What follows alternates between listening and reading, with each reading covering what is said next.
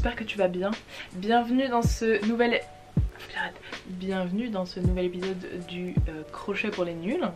Je tiens à dire que quand je dis nul, je parle de vous et moi compris, on est ensemble. J'avais fait un sondage sur Instagram pour savoir lequel des deux modèles vous préfériez. Et du coup, vous aviez préféré ce modèle.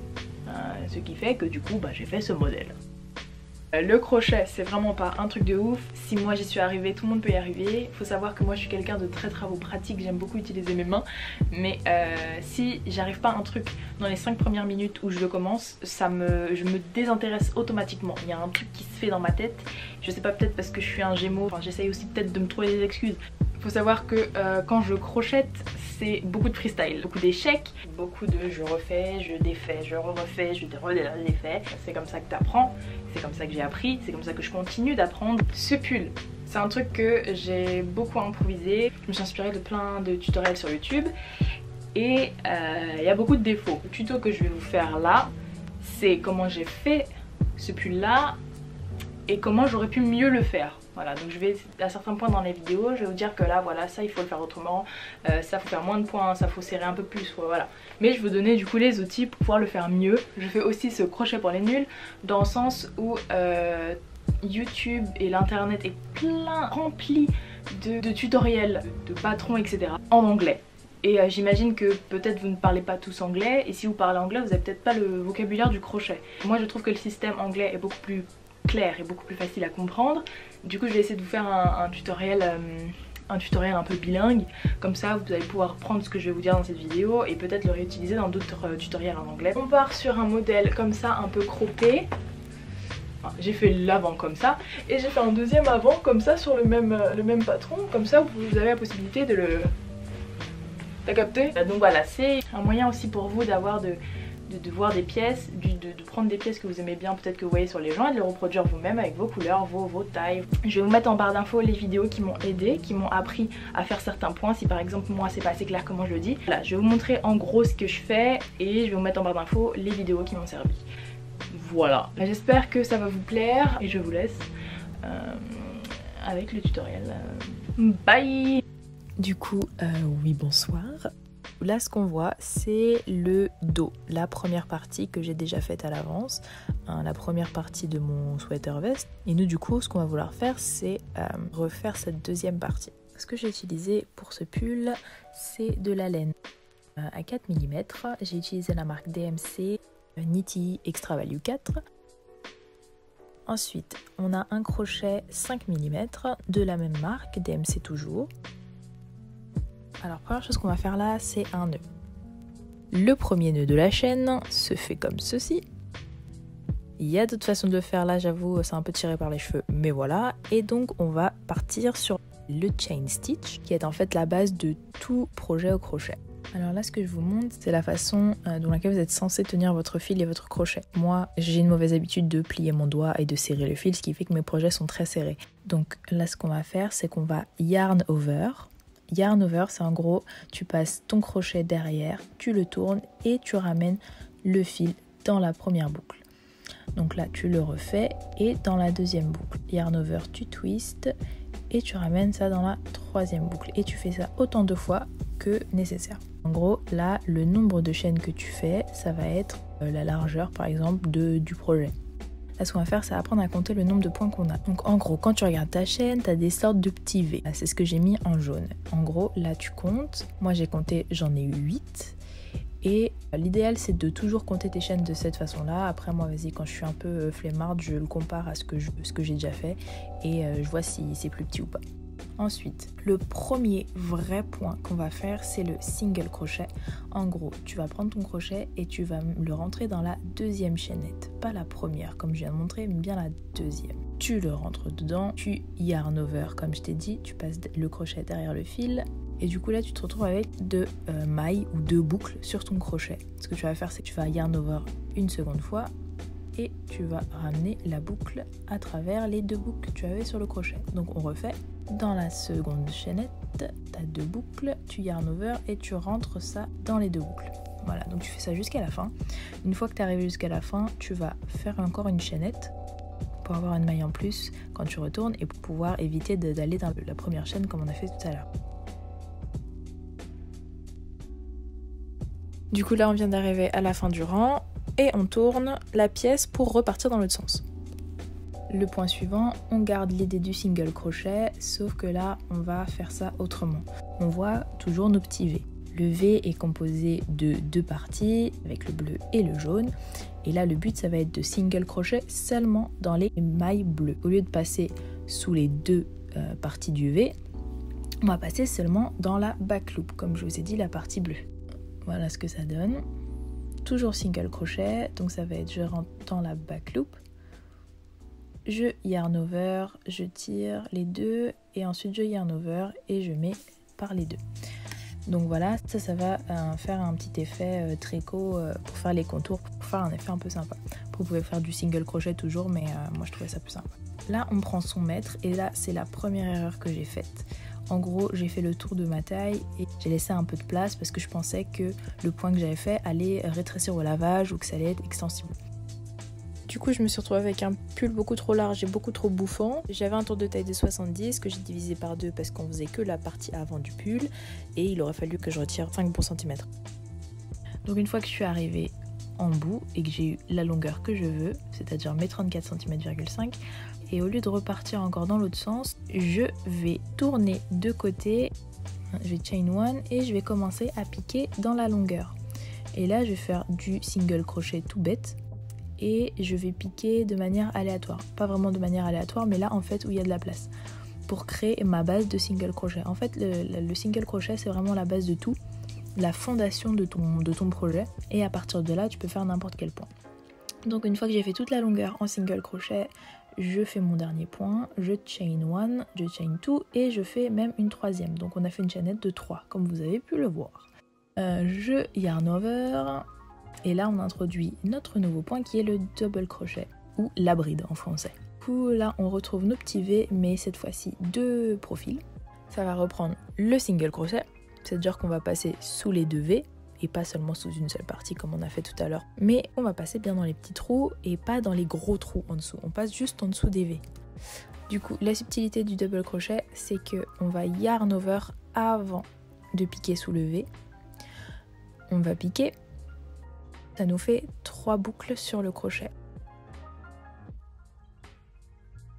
on va re-yarn over, on va ramener le fil à travers 2 boucles, on va re-yarn over et on va repasser le fil dans les 2 dernières boucles qui nous restent. J'espère que c'est clair parce que là quand je m'entends, je me trouve pas clair du tout. Donc là je vous remontre un peu mieux comment ça fait. Deuxième erreur. J'ai voulu faire un effet bouffant. Donc ça veut dire qu'il fallait que je fasse plus de points que de single crochet que j'avais pour que ça parte un peu en mode évasé. Le souci c'est que j'ai fait un double crochet, 2 doubles crochets dans un single crochet, un double crochet, 2 doubles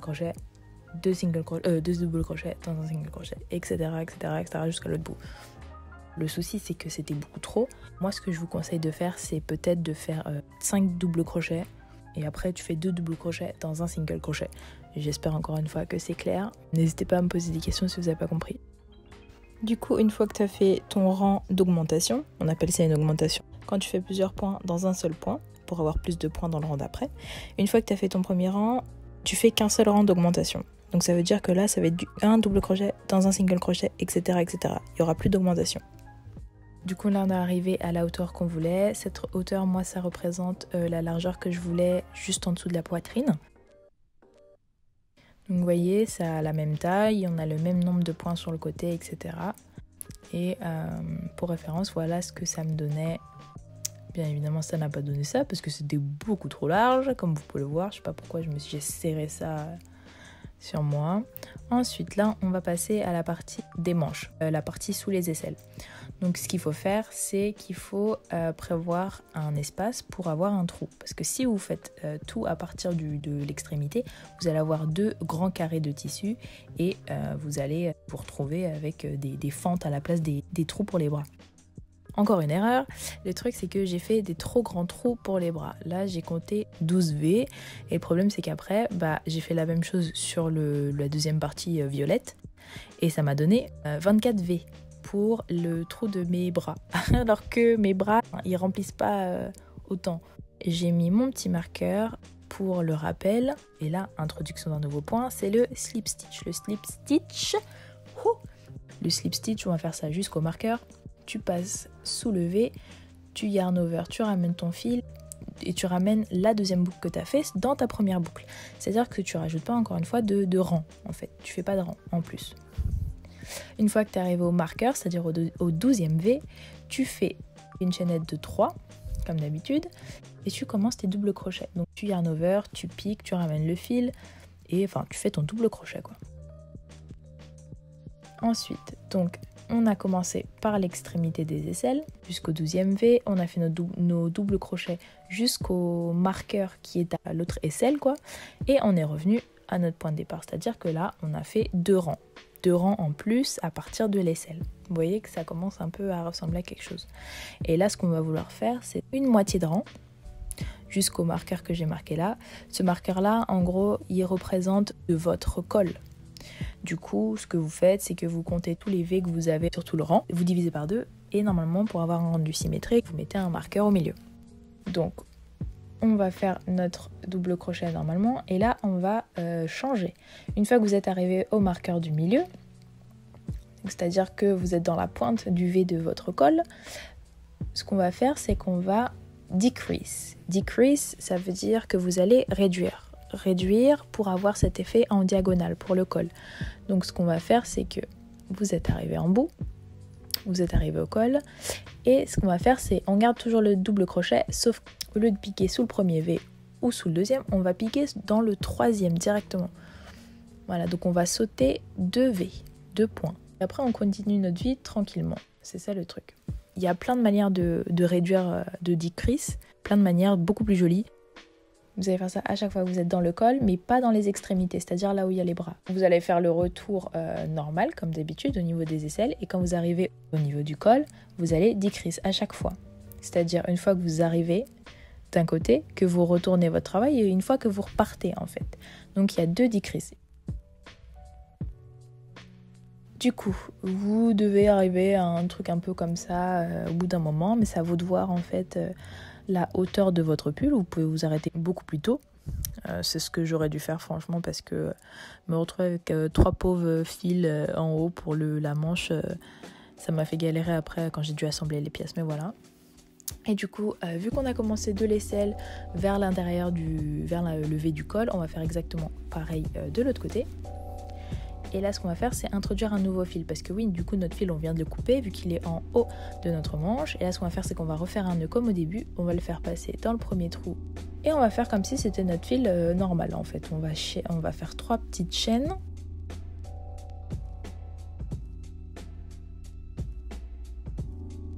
Et vous faites vos doubles crochets normaux, comme vous avez fait de l'autre côté, en réduisant à chaque rang côté col.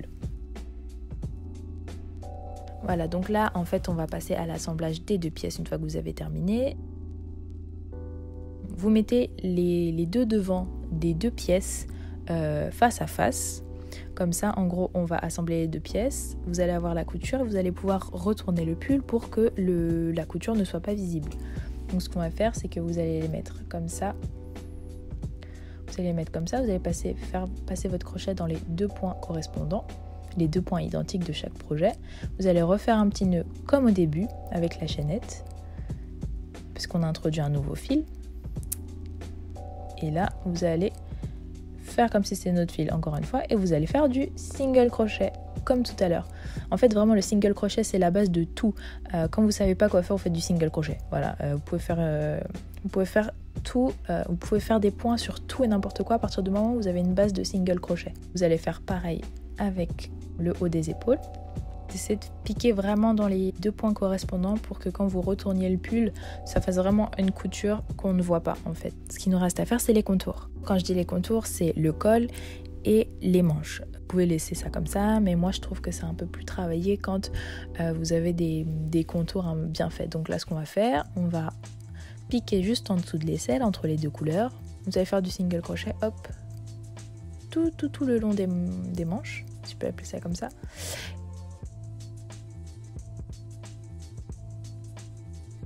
Et vous allez voir que là vous n'avez pas de single crochet, donc vous allez repiquer là où il y a des trous. En gros vous allez créer votre base. Le single crochet c'est vraiment la fondation de votre projet. Là c'est un peu galère parce que comme il y a un changement de couleur, donc tu piques ton crochet avec le palme, tu piques dans le trou d'à côté avec ta deuxième couleur. On retourne et on continue son rang de single crochet. Et du coup moi j'ai fait, il me semble, 4 rangs en tout. J'ai fait un aller, un retour, un deuxième aller, un deuxième retour. Là encore une fois c'est la partie relou parce qu'il y a changement de couleur, donc tu fais pareil en dessous de l'aisselle avec le violet, enfin avec le violet ça peut être autre chose. Je refais ma base de single crochet. On est d'accord que si vous aviez fait ça d'une seule et même couleur, vous auriez fait tout le tour des manches sans vous arrêter. Il n'y aurait pas eu toutes ces histoires de changement de couleur, de je pique avec une couleur dans l'autre pour que le changement de couleur soit pas visible. Voilà, c'est beaucoup plus facile si vous gardez une seule et même couleur. Je pique dans le point correspondant de la couleur d'en face et je continue.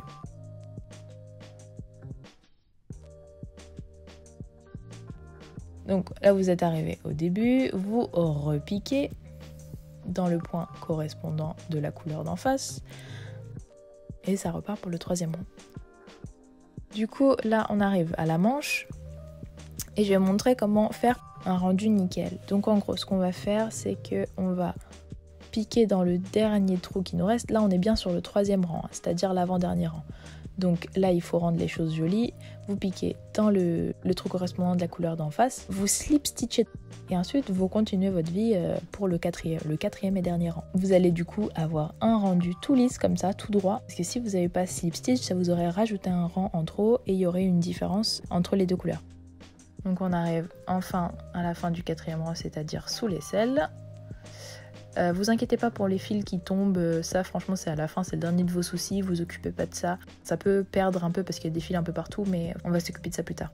Alors là je vous avoue j'ai un peu triché parce que le col que j'ai fait là je me suis servi d'un tutoriel que j'ai trouvé sur YouTube. Du coup je vous propose de retrouver le lien du tuto en barre d'infos parce que la nana elle explique beaucoup mieux que moi. Après si vous voulez pas vous compliquer la vie vous pouvez refaire du single crochet comme vous avez fait pour les manches. Moi je trouvais juste que ça pouvait être sympa de reprendre le motif que j'avais fait pour le bas de mon pull, mais vous pouvez comme je vous ai dit très bien reprendre du single crochet si vous n'avez pas la pêche de faire le contour comme ça. Du coup, tout con pour les fils qui dépassent, tu plantes ton crochet un peu n'importe où dans les coutures pour ensuite être sûr qu'ils vont pas bouger quand tu vas laver, etc. C'est vraiment tout con, c'est tu piques ton crochet et tu essaies de faire passer le fil en dessous. C'est un peu plus rapide si tu as une aiguille à laine, je pense que ça s'appelle comme ça, mais avec un crochet, franchement, tu fais très bien le taf. Donc voilà le rendu. Le pull il a été lavé donc il est au max de son rétrécissement. Il aurait fallu que je fasse beaucoup moins de points en bas, que je laisse beaucoup moins de place pour les bras. Je pensais franchement que ça allait se rétracter un peu plus, donc je pense que c'est ça qui m'a eu un peu. Vous avez l'idée. Après à vous de réajuster le nombre de points, le nombre de decrease, les augmentations, les réductions, etc. C'est à vous de voir. Je vous ai donné normalement les outils pour tout bien faire et on se retrouve pour une prochaine vidéo. Bye.